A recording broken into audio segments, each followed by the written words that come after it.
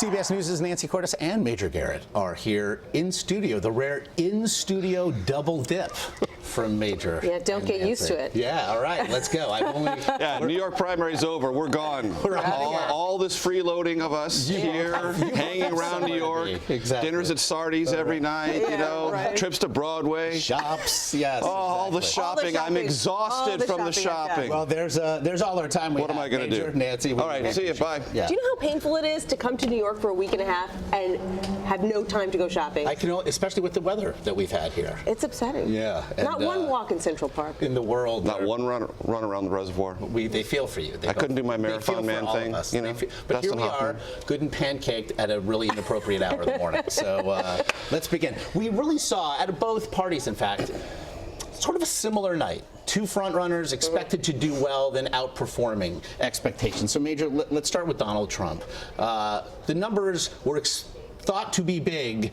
They were bordering on staggering, both for his win and really Ted Cruz's defeat. But what does this mean now? You've said the Trump campaign needed a reset. Did he get it? And they got it. New York is not like the rest of America. New York values are American values in a certain respect, but voters here are different, and Donald Trump is better than a politician in the state of New York. He's a real estate developer and a celebrity, and that counts for a lot, and it made him more powerful than any kind of ordinary incumbent in a state like New York. Not only that, and this is something I've learned being here the last week or so, there was a time before he was a presidential candidate that some people in New York wanted him to run for governor and actually tried to build a little bit of an organization in the state in anticipation of a decision along that line several years ago. Well, guess what? That little incipient organization sprang back to life, and it made a big difference. And this is kind of a lesson for Donald Trump that I think he would be wise to learn. Organization and preparation actually matter. They make a big difference. They take a good, favorable environment and make it even better. If that is a message that the campaign heeds, learns, and applies, Trump's going to be very hard to stop. He certainly seemed reasonable as well on the stump without afterward. a question. Meanwhile, Nancy, we've talked about this, the desperate wish for the Clinton campaign to make that pivot. And in an understated way, it seemed, in the aftermath of the win last night, she seemed to take the first steps to doing it. That's right. She kind of extended an olive branch to Sanders voters, saying there's more that unites us than divides us. Now, it's not going to be that easy, especially because Sanders himself is conceding nothing. He is still insisting that he has a path to the nomination, no matter how daunting the math looks when you really break it down. And he says he's going to go all the way to the end, even if he doesn't have a path to the nomination. So you're not going to see Sanders supporters start to break off yet and get behind Hillary Clinton when their hero is saying, stick with me, we're going all the way. But, and so now, you get a question that has dogged the Republicans, especially in the last couple of months here, the idea of the contested convention.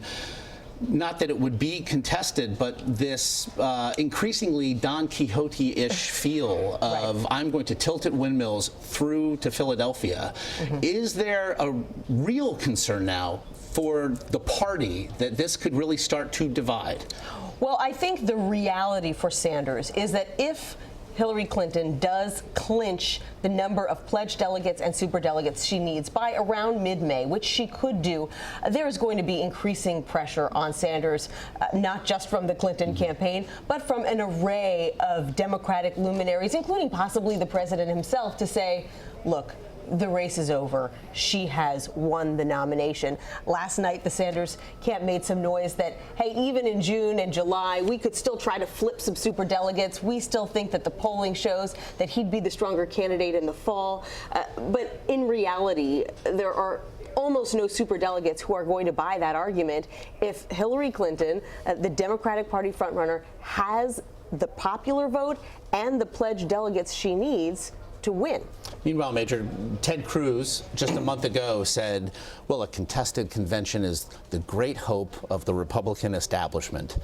It is now officially the great hope of Ted Cruz. What to make then? Neo-representative of the establishment. Right, so not a representative in a sense of his rhetoric or his approach to politics, but he is the last best hope, at least numerically, to stop Donald Trump and go into that contested convention numerically close enough to Trump to not only deny him, but flip votes on a second or third ballot if it gets that far. And that's an enormous if, and we should remind ourselves of that regularly, that we're mathematically in a position where it is possible, but we should not assume it is probable or the most likely outcome. If Trump's campaign does retool, and it is making a very significant effort to do that over the next 6 weeks, it does have a path. You can see it. It's not easy, but it's doable.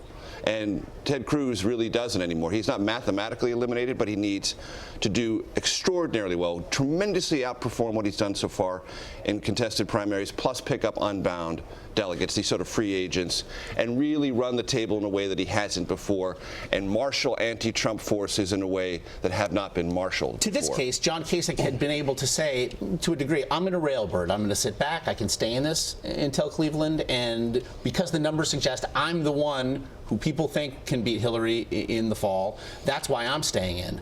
Now that they're both riding in that sidecar, how does that upset the dynamics of this campaign? Well, I think there's always, I always preach, don't look at one primary as the single moment where all this shifts. What was the conversation we were having after Wisconsin? Whoa, oh, wow, Trump is really off his game, and Ted Cruz is surging, and then he picked up delegates here and there. It looked like there was this momentum. Then, bam, you have New York. You have these circuit breakers, okay? And there's going to be another big circuit breaker a week from now. We're going to have a conversation a week from now about solid Trump victories in 5 primary states. And this math is going to be even harder for Cruz. Cruz will probably be mathematically eliminated then. But that doesn't mean he can't deny Trump the nomination.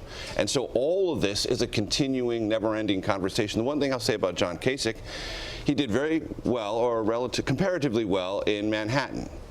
Several congressional districts, he held Trump under 50%, is going to pick up a few delegates. He's now arguing, well, that shows you I'm really a great alternative.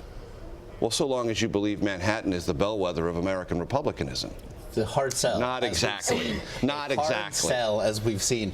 And with regard to, there were questions on both sides about the restrictive nature of being able to vote in the state of New York. Will there be, I mean, that's what we heard from Senator Sanders last night in the first moments after it was called for Hillary Clinton. Will that gain any traction? Can he say, well, all my independent support couldn't vote for me, so boy, what could have been? He certainly would have done better if independents could vote. There's no question about that. He often wins independent voters by a margin of 2-1, but she won by 16 points. So it's unlikely that he would have overtaken her. Could he gotten close enough to say, whoa, look how close I got in her home state? Sure. But the bottom line is he didn't just need to get close to her in New York. He needed to get way out in front of her to start picking up the delegates he needs. Here's one thing you are never going to hear from Bernie Sanders or Ted Cruz or John Kasich. No matter what the math looks like, they are never going to say, yes, I realize I can't win, but I'm staying in anyway. It's like, you know, a basketball game. If the team said, hey, we're not going to win, but come watch us, all the fans would stay home. He sees a reason to stay in because he wants to get his message out there. He wants to push Clinton to adopt parts of his message. Right. Cruz has other motivations for staying in the race. And so as long as they have those motivations, they cannot admit the reality of the daunting mathematical prospect that they face, even if everyone else is acknowledging it. And one quick word, complimentary word about John Kasich. Yes. He is essentially living off the land on his campaign, living hand to mouth, essentially raising money and spending it almost as rapidly as he comes in. Think about it this way. Remember when we were all in college and we would go to happy hour and that would be our dinner? Well, I hazily recall. Yes. I anecdotally That's recall. that's sort of John Kasich's approach, you know. Great. Yes. Raise, Platter, you know, yes. get the fajitas off the chafing dish, and then move on. And that's where his campaign essentially is right now. He's the crudité candidate of this race. And we're out.